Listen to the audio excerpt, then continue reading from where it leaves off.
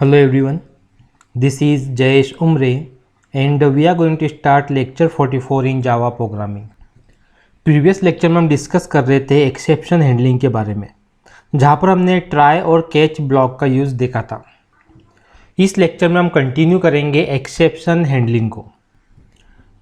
यहाँ पर हम एक क्लास लेते हैं, क्लास को नेम दे दिया 44 और हमको एक मेन फंक्शन भी लगेगा, तो public static wide main string args। Previous lecture में हमने क्या देखा था, ट्राई और कैच का यूज़। तो हमने जो भी कोड के अंदर एक्सेप्शन आता है उसे हम लोग क्या करते हैं, ट्राई ब्लॉक के अंदर रखते हैं। फॉर एग्जांपल इंटीजर a = 10/0 का हमने यूज़ देखा था। इसके अंदर एक्सेप्शन डेफिनेटली आएगा क्योंकि हम नंबर को 0 से डिवाइड कर रहे हैं। और जो भी एक्सेप्शन आता है उस एक्सेप्शन को हैंडल करने के लिए यूज़ करते हैं कैच ब्लॉक का। और यहाँ पर हमने क्लास का यूज़ किया था, एक्सेप्शन क्लास का एक ऑब्जेक्ट बनाया था। देन हमने ऑब्जेक्ट को यहाँ पर प्रिंट करवा दिया था कि जो भी एक्सेप्शन आएगा वो ऑब्जेक्ट ई के अंदर जाके स्टोर हो जाएगा। और देन हमको अगर एक्सेप्शन देखना हो तो हम क्या करेंगे, ऑब्जेक्ट को यहाँ पर प्रिंट कर देंगे। ये हमने ट्राई और कैच ब्लॉक का यूज़ देखा है। अब हमें क्या करना है कि इस ट्राई ब्लॉक के अंदर हमें पता है कि इस लाइन के अंदर एक्सेप्शन आने वाला है। ओके, तो मैं इसको सेव कर देता हूँ। हम चेक भी कर लेते हैं अगेन कौन सा एक्सेप्शन आने वाला है। इसको मैं सेव एज करता हूँ, डी ड्राइव में जाएंगे, जैसा एज यूजुअल हमारे लेक्चर के अंदर डी ड्राइव में सेव करते हैं। यहाँ पर हम नेम दे दिया 44.java। कमांड प्रॉम्प्ट ओपन करेंगे, डी ड्राइव में गए, जावा सी 44.java, देन कंपाइल हो गया जावा 44। यदि हम देखें तो हमको अरिथमेटिक एक्सेप्शन बाय 0, ओके, ये दिखाई दे रहा है। अब यदि हम क्या करते हैं कि इस लाइन के नीचे एक लाइन को प्रिंट करते हैं, system.out.println, यहाँ मैंने लिख दिया वेलकम। हमें ये चेक करना है कि ट्राई ब्लॉक के अंदर अगर इस लाइन के अंदर एक्सेप्शन है तो इस लाइन के नीचे वाली लाइंस चलेगी कि नहीं चलेगी।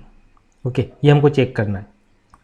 अगर ये लाइन प्रिंट हो गई, वेलकम आ गया आउटपुट में, डेट मीन्स एक्सेप्शन के नीचे वाली लाइंस एग्जीक्यूट हो रही है। अगर वेलकम प्रिंट नहीं हुआ, डेट मीन जब एक्सेप्शन आता है कंट्रोल यहाँ से बाहर निकल जाता है और जो भी एक्सेप्शन है वो कैच ब्लॉक के इस ऑब्जेक्ट के अंदर स्टोर हो जाता है। तो मैं सेव करता हूँ इस प्रोग्राम को, कमांड प्रॉम्प्ट पे गए, डी ड्राइव में गए, जावा सी 44.java, देन जावा 44।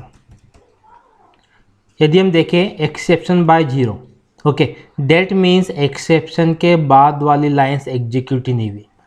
ओके, अब इस लाइन को मैं कैच ब्लॉक के अंदर पुट करता हूँ।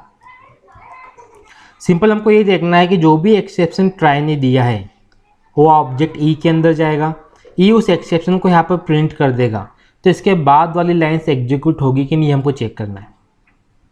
तो इस प्रोग्राम को मैं सेव करता हूँ।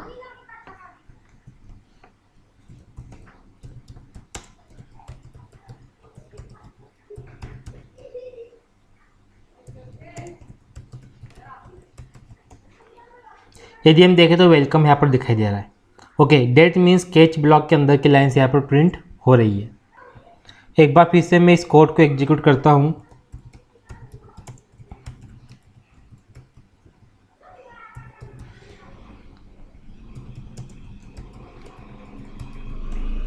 यदि हम देखें तो एक्सेप्शन भी यहाँ पर प्रिंट हो रहा है, कौन सा आ रहा है। ओके, तो अगर मैं इस ई को यहाँ पर प्रिंट ना करूँ, हमने हटा दिया, ठीक, अब इस केस में एक्सेप्शन दिखाई देगा कि नहीं।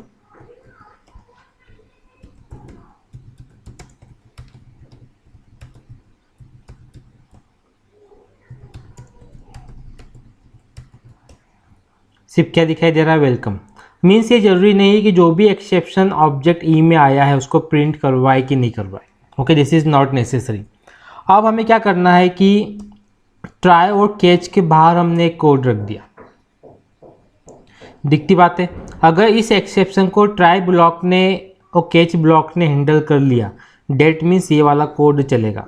अगर हैंडल नहीं कर पाए, डेट मीन्स ये वाला कोड नहीं चलेगा। तो हम सेव करते हैं।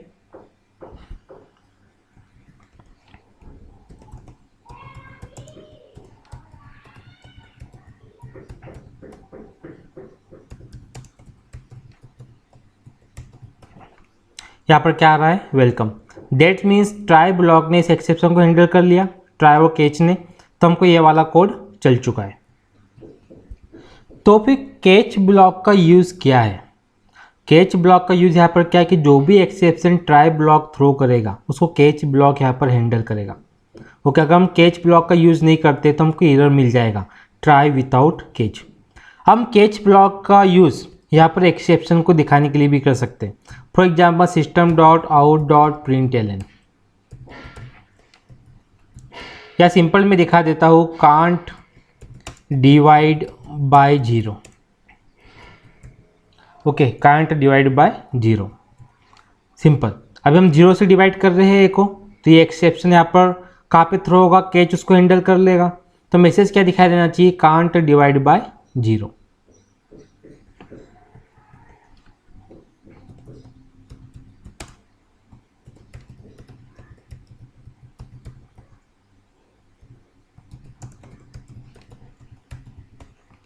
Can't divide by 0। अब हम एक अनदर एग्जांपल लेते हैं। मान लीजिए एक ए नाम का अरे हमारे पास है। ओके, ए के अंदर हम कुछ वैल्यूज़ को पुट कर देते हैं। जैसे मैंने यहाँ पर रख दिया 1 2 3 4 5। क्या होता है हम स्टडी कर चुके हैं। इंडेक्स नंबर 0 पे 1 है, देन इंडेक्स नंबर 1 पे 2, 2 पे 3, 3 पे 4 एंड 4 पे 5 है। अब हमें यहाँ पे क्या करना है कि एक को वैल्यू प्रिंट करवानी है इसी अरे में से। लेकिन कौन सी वैल्यू, A7। इसका मीनिंग क्या है कि अरे के अंदर इंडेक्स नंबर 7 पे जो भी वैल्यू होगी वो यहाँ पर प्रिंट हो जाएगी। लेकिन यदि हम अरे को देखें तो इंडेक्स नंबर ओनली 4 तक के, इंडेक्स नंबर 7 तो इसके अंदर है ही नहीं। तो देखते हैं कि कोड चलता है कि नहीं चलता। सेव किया मैंने।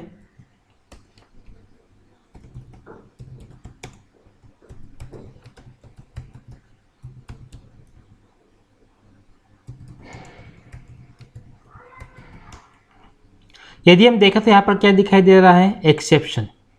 एक्सेप्शन कैसा है, अरे index out of bound exception. देखिए हमें यहाँ पे ध्यान रखना है कि एक्सेप्शन कौन सी क्लास का आ रहा है।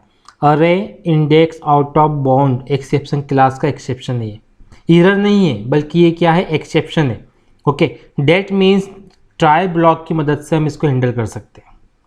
अगर मैं यहाँ पे ट्राई का यूज़ कर लूँ, ओके, हमने क्या किया, इतने कोड को ट्राई के अंदर रख दिया।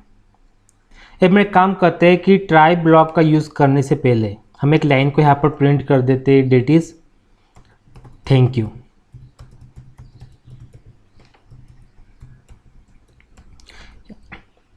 यहाँ मैंने लिख दिया थैंक यू फॉर वाचिंग।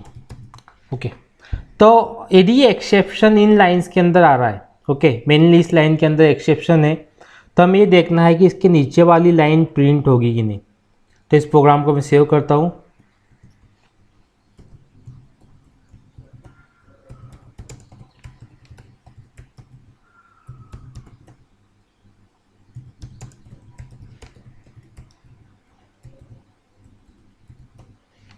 तो यदि हम लोग देखें एक्सेप्शन आ रहा है, उसके नीचे वाली लाइन यहाँ पर प्रिंट नहीं हो रही, means thank you for watching यहाँ पे प्रिंट नहीं हो रहा है।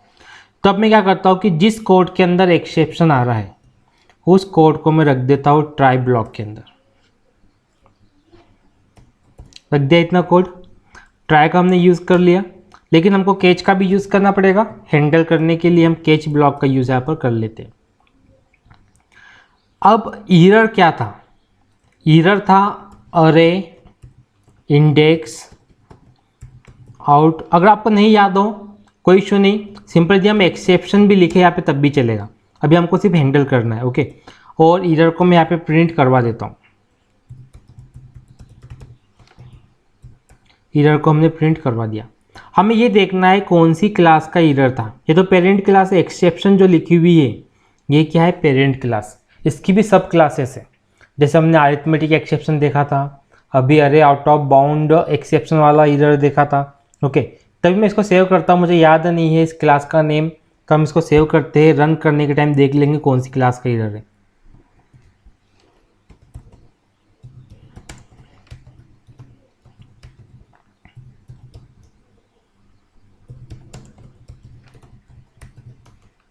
यदि हम देखें, थैंक यू फॉर वॉचिंग यहाँ पर दिखाई दे रहा है, पहले नहीं दिख रहा था, बल्कि हम ट्राई कैच ब्लॉक का यूज़ किया तो उसने एक्सेप्शन को हैंडल कर लिया। अब हमें क्या देखना है, अरे index out of bounds exception class का एक्सेप्शन था ये, डेट मीन्स जहाँ पे हमने एक्सेप्शन यूज़ किया है only.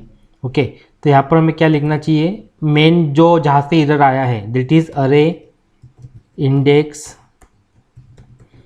Out of bounds exception, इस क्लास का इरर है ये। सेव किया हमने प्रोग्राम को। स्पेलिंग का भी ध्यान रखना ज़रूरी है, केस सेंसिटिव है। जावा सी 44 जावा, जावा 44 जावा इरर कहाँ का है, अरे index out of bounds exception. Thank you for watching. Means यदि हमको सब क्लासेस याद नहीं हो तो हम यहाँ से देख सकते हैं कि एक्सेप्शन जहाँ से आएगा उस क्लास उसको हमको वहाँ पे यूज़ करना है। अब क्वेश्चन ये उठता है कि आखिर ट्राई ब्लॉक का यूज़ कब करें, जिसका सिंपल सा आंसर है, जब भी आपको प्रोग्राम के अंदर एक्सेप्शन दिखाई दे तब हमें ट्राई और कैच ब्लॉक का यूज़ करना चाहिए। इवन कई बार प्रोग्राम कंपाइल होने पे खुद बता देता है कि वो एक्सेप्शन है कि एरर है। फॉर एग्जांपल मान लीजिए कि हमने यहाँ पे एक वेरिएबल बनाया ए नाम का, अनदर वेरिएबल बनाया बी नाम का। अब सिंपल हम ए और बी को यहाँ पे प्रिंट करते हैं। अभी हमने इनिशियलाइज नहीं किया है ए और बी को, यहाँ मैंने कर दिया ए प्लस बी। ए और बी कैसे, अभी अनइनिशियलाइज्ड, ए और बी के अंदर कोई भी वैल्यू नहीं है। जावा सी 44 जावा, हमें देखना है कि एक्सेप्शन आएगा कि इरर आएगा। अगर सिंपल हम लोग देखें तो ये क्या बता रहा है, 2 errors. Variable a might not have been initialised, a के अंदर इरर है। Variable b might not have been initialised, b के अंदर यहाँ पे इरर है। डेट मीन्स प्रोग्राम को कंपाइल करने पे हमें खुद मालूम पड़ जाता है कहाँ पे इरर है और कहाँ पे इरर नहीं है। सो ये था एक्सेप्शन हैंडलिंग के अंदर ट्राई और कैच ब्लॉक का यूज़।